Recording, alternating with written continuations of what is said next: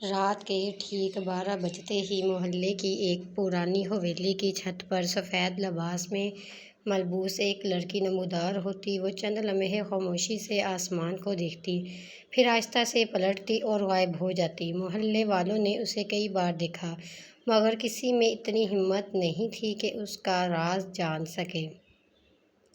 صرف ایک نوجوان احسن اس منظر کو معمول سمجھنے کی بجائے ایک معمہ سمجھتا تھا۔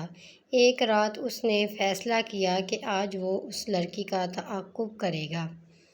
گھڑی نے 12 بجائے اور حسب معمول وہ لڑکی چھت پر آ گئی۔ چاندنی اس کے چہرے پر پڑ رہی تھی، لیکن اس کی آنکھوں میں ایک عجیب سی اداسی تھی۔ چند لمحوں بعد وہ سیڑھیوں کی طرف بڑھی تو احسن بھی خاموشی سے اس کے پیچھے چل پڑا۔ حویلی کے اندر اندھیرا تھا، ہر قدم کے ساتھ عجیب سی خاموشی گہری ہوتی جا رہی تھی۔ اچانک لڑکی رکی اور بغیر پیچھے مڑے بولی، تم 3 راتوں سے میرا پیچھا کر رہی ہو، آخر کیوں؟ احسن کے قدموں میں قدم وہیں جم گئے۔ میں صرف یہ جاننا چاہتا ہوں کہ تم کون ہو۔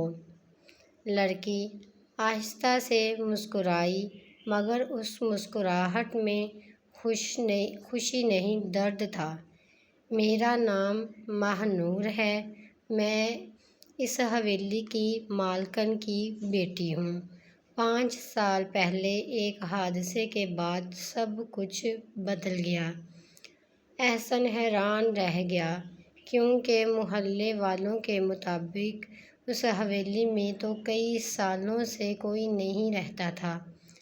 ماہ نور نے اسے ایک پرانی ڈائری دی اور کہا، اگر واقعی سچ جاننا چاہتے ہو تو اسے پڑھنا، لیکن یاد رکھنا ہر سچ خوشی نہیں دیتا۔ اگلے دن احسن نے ڈائری کھولی۔ اس میں محبت، دھوکے اور ایسی سازش کا ذکر تھا جس نے ایک خوشحال خاندان کو برباد کر دیا تھا۔ جیسے جیسے وہ صفحات پڑھتا گیا، اسے احساس ہوا کہ ماہ نور کسی عام راز کو نہیں بلکہ انصاف کو تلاش کر رہی ہے۔ اب سوال یہ تھا، کیا ماہ نور واقعی ہی زندہ تھی؟ یا پھر احسن ایک ایسے راز کے قریب پہنچ چکا تھا جسے برسوں سے وقت نے دفن کر رکھا تھا؟ اس سوال کا جواب جاننے کے لیے اسے ایک ایسا فیصلہ کرنا تھا جو اس کی اپنی زندگی بھی بدل سکتا تھا۔ احسن کے ہاتھ کانپ رہے تھے۔ اس نے ڈائری بند کی اور گہرا سانس لیا۔ اس کے ذہن میں صرف ایک سوال تھا، اگر ماہ نور 5 سال پہلے مر چکی ہے تو پھر ہر رات میری ملاقات کس سے ہوتی ہے؟ اس نے اگلی رات دوبارہ حویلی جانے کا فیصلہ کیا۔ گھڑی نے 12 بجائے تو وہ پہلے ہی چھت پر موجود تھا۔ ٹھنڈی ہوا چل رہی تھی اور چاروں طرف خاموشی چھائی ہوئی تھی۔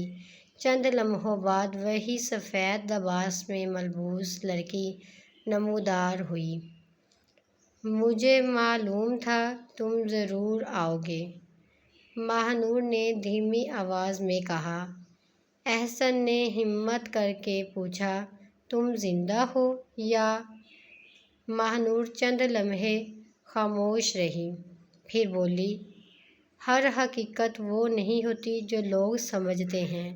اگر میں تمہیں سب کچھ ابھی بتا دوں تو تم بھی مجھ پر یقین نہ کرو۔ پھر مجھے سچ تک پہنچنے دو۔ ماہ نور نے حویلی کے پچھلے حصے کی طرف اشارہ کیا۔ وہاں ایک پرانا کمرہ ہے جس پر برسوں سے تالا لگا ہوا ہے۔ اس کمرے میں وہ راز دفن ہے جس نے میری زندگی تباہ کر دی۔ اگلی صبح احسن ایک لوہار کو ساتھ لے آیا۔ بڑی مشکل سے زنگ آلود تالا ٹوٹا، دروازہ کھلا تو گرد کا بادل سا اٹھا۔ کمرے میں پرانا فرنیچر، ٹوٹی ہوئی تصویریں اور ایک لکڑی کی الماری رکھی تھی۔ الماری کھولتے ہی اسے ایک لفافہ ملا جس پر لکھا تھا، صرف اس شخص کے لیے جو سچ جاننے کی ہمت رکھتا ہو۔ احسن نے لفافہ کھولا، اندر کچھ تصویریں اور ایک خط تھا۔ خط پڑھتے ہی اس کے چہرے کا رنگ اڑ گیا۔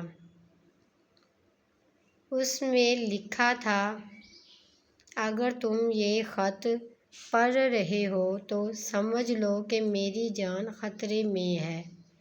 میرے اپنے چچا ہماری جائیداد پر قبضہ کرنا چاہتے ہیں۔